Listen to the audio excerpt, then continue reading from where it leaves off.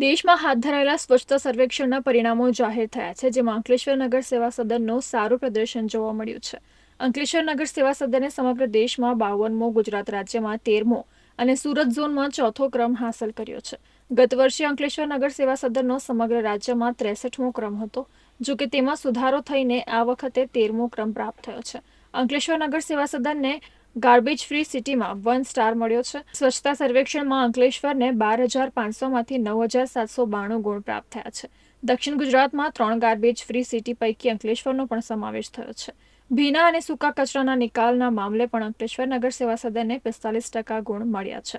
આ અંગે અંકલેશ્વર નગરના પ્રમુખ લલિતા રાજપુરોહિતે જણાવ્યું હતું કે નગરપાલિકાની ટીમ દ્વારા સ્વચ્છતા સર્વેક્ષણના વિવિધ માપદંડો સુધી પહોંચવા માટે સમયાંતરે જનજાગૃતિ કાર્યક્રમો સાથે ટેકનિકલ બાબતોનું પણ ધ્યાન રાખવામાં આવ્યું હતું.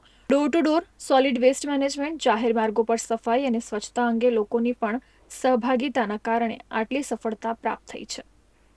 સ્વચ્છતા સર્વેક્ષણ 2024-25માં અંકલેશ્વર નગરપાલિકાનો દેશમાં 52મો નંબર અને રાજ્યમાં 13મો નંબર આવ્યો છે અને સુરત ઝોનમાં 4થો નંબર આવ્યો છે.